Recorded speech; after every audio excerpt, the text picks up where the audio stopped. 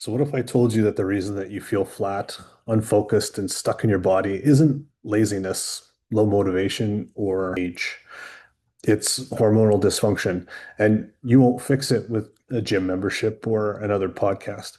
Today, I'm going to break down my personal stress and hormone panel, um, and what that revealed, and then what it's going to mean for you, and how the Alpha Protocol is built to fix this. So let's go. So this test isn't some generic blood panel you get from the doctor's office. It's a deep dive into your adrenal hormones, sex hormones, circadian rhythm, and immune function. It's a deep dive into your adrenal hormones, sex hormones, circadian rhythm, immune function, and mitochondrial resilience. So here's what it checks. Checks your cortisol rhythm by a 4-point saliva test, checks your DHEA, your testosterone, your progesterone, and your estrogen, checks your melatonin and secretory IgA, and it checks your progesterone to estrogen ratio. So this test shows how your body is handling stress and how it's recovering. Most men never even run this test, and that's why they never fix the real problem. So if you're waking up groggy, feeling flat in the gym, snapping at your kids, wondering why your ambition is gone, you don't need motivation. You need functional diagnostic. So today I'm going to be breaking down my actual stress and hormone panel from Fluids IQ and what it uncovered and why it matters, and how I'm using my Alpha protocol to reclaim the edge. First, I want to show you guys my cortisol. So this is my 4-point daily rhythm. So for the FDN, so you're going to see these reference ranges here, but we don't work with those. We work with the FDN functional ranges. And I go over this more in another video that I've done. For the morning, we want to see 3.7 to 9.5. Noon, we want to see between 1.2 and 3.0. And in the afternoon, we want to see zero point 0.6 to 1.9. And the night, we want to be under 0.6. Sorry, over 1 point or over zero point 0.6, and then we want our totals to be 23 to 42. So as you can see in the morning, I start out pretty decent, 4.2. My range is 3.7 to 9.5, so I'm on the lower end, it looks like. My noon is at 1, so I'm just barely hitting it at 1. The afternoon, I'm where am I at? Zero point 0.7, right? So I'm barely hitting the edge in the afternoon, and nighttime is 0.3. So that is, I'm going to be right where I should be in this range. So my total is 6.2, and we wanted the totals to be 23 to 42, right? So that's very low. So my results show that I'm in range for most of it. My noon is a little bit low, but everything else is in range. So my total is 6.2, which is pretty low, from what we want to see. So I'm showing basically a flatlined adrenal output, with the exception of my morning cortisol, that's kind of barely functional. So my total cortisol is low, critically low, and it aligns with late stage adrenal dysfunction. Okay, so then we want to look at the DHEA. So the DHEA shows me as depleted. Okay, so I want to be, I'm at 3.02. I want to be 4 to 10. Okay, and it shows here the lab ranges, is going to be 0.3 to 3.7. Um, so in this, the test ranges, I'm hitting normal, but in the FDN functional ranges, I am low because I need to be above 4 to 10. So I'm showing that my DHE is depleted. So basically, it's limiting my testosterone synthesis, my mood regulation, and tissue repair. It also confirms chronic catabolic stress. So I'm in defensive and not an anabolic state. My cortisol to DHEA ratio is showing 2.1. Okay. The FDN wants the ratio roughly 5 to 1 to 6 to 1. Okay. So I'm in a low output zone on both ends. I have slightly stronger DHEA than cortisol, which is unusual, and it may suggest that my body is, trying to preserve DHEA for tissue resilience, but it's costing daily energy. So that is the stress portion of this test. Next, we get into the hormones. So right now, um, my testosterone FDN optimal for men is 400 to 650, and I'm at 533. So I'm basically in the middle. I'm optimal, and I'm producing functional levels of free testosterone. The problem is the testosterone is downstream. So if cortisol and DHEA stay low, this testosterone is not going to last. Then we're working up here into the estrogen or estradiol. The functional range for men is 0.5 to 3.5, and I'm at 7.7, so I'm high. I'm holding, producing a lot of estrogen. I'm estrogen dominant by FDN standards. So what that is it's, fat storage, especially in the chest and hips.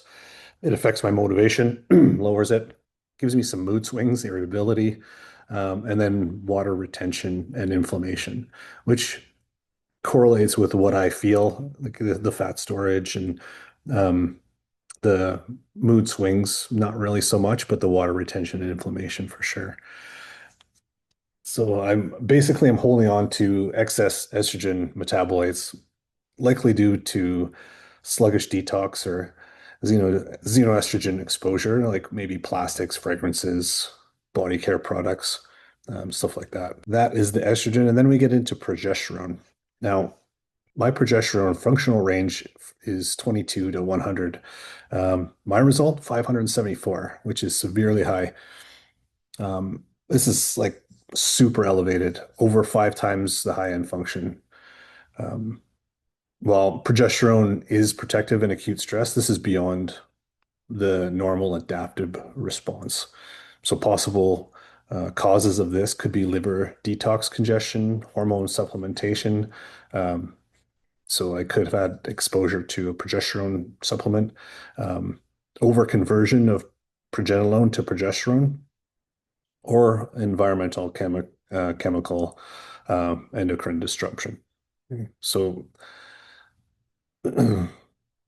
this excess, could start to lower libido and maybe just create a flatline state of emotional state.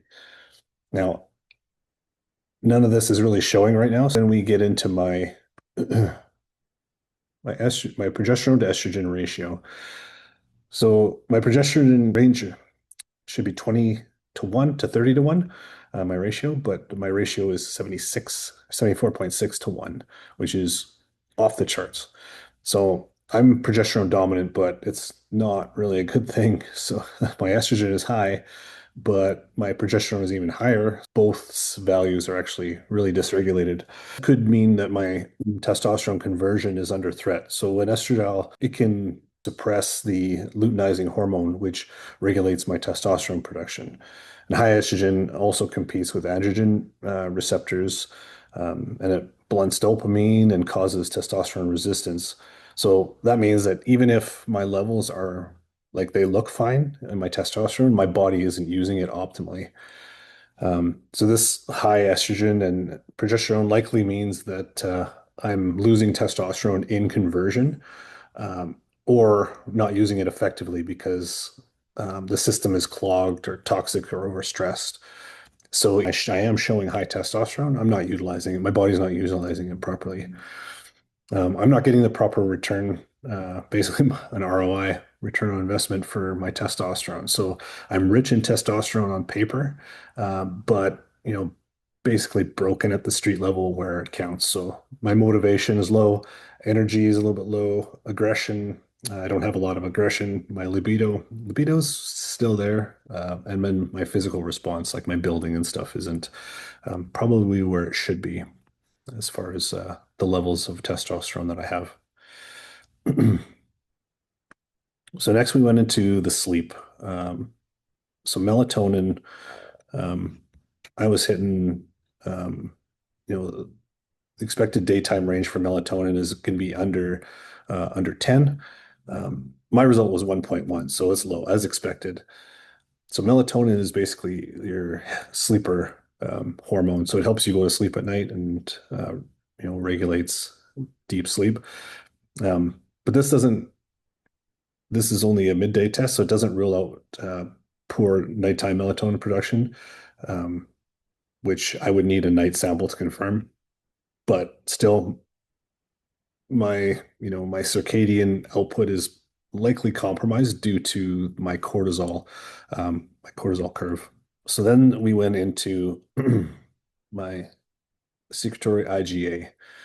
Now that is showing, a functional range is 100 to 300. My result was 615 to zero point 0.9, which is critically high. So this is a full immune activation pattern. So it's likely driven by gut infections, maybe some parasites, bacteria, fungus. Could be food sensitivities, reacting, um, could be mold, or environmental stressors. It could be emotional or physical overtraining. This is an acute phase response. So my mucosal integrity and immunity is inflamed and in hypervigilant state. Basically, it's protecting, but it's burning resources rapidly. So overall, like HPA axis dysfunction is low total cortisol with low DHEA, which means that adrenal fatigue is evident under the FDN standards. I have estrogen dominance, and which is the high estradiol plus detox backlogs or xenoestrogen exposure. My progesterone excess, so I have abnormally high progesterone, signals that hormone backlog, potential toxicity, or incorrect supplementation. Um, I have an overactive immune response, which could be that gut or mucosal system under immune fire. Um, you know, for example, I could have, gives me leaky gut, infection, food triggers, which is, true in what I'm feeling. And my testosterone is still present. I'm not crashed out yet, but I'm at the risk if the stress and hormone load aren't corrected. So this is basically why I'm building the Alpha protocol. I want to, help people rebuild their body and their mind through, you know, a few phases. We got the relief phase, which is we want to stabilize cortisol, boost DHEA, and rebalance the circadian rhythm. Then we go into the corrective phase, which is restoring testosterone balance, fixing gut immune dysfunction, and cleaning up estrogen dominance. And then we're into the resilience phase, which is going to optimize the mitochondrial output, dopamine regulation, and long-term hormonal performance. We also we want you to go through some challenge-based rights. It's going to hardwire that resilience and testosterone positive habits into your daily operating system. It's not really, I don't consider it a program. It's more of a rebuild. These issues, you don't fix them by supplements alone. You're going to fix it with structure, data, and challenge or a mission to reclaim kind of what you used to be or what you used to feel like. So basically, that's my stress and hormone panel. I'm going to go into the other ones that I run as well and break it down for what I see for myself. And then as we go through, I'm going to talk about how I'm fixing these issues, and um, then I can see where my mark is at the end of kind of 90 days or so, and after I retest.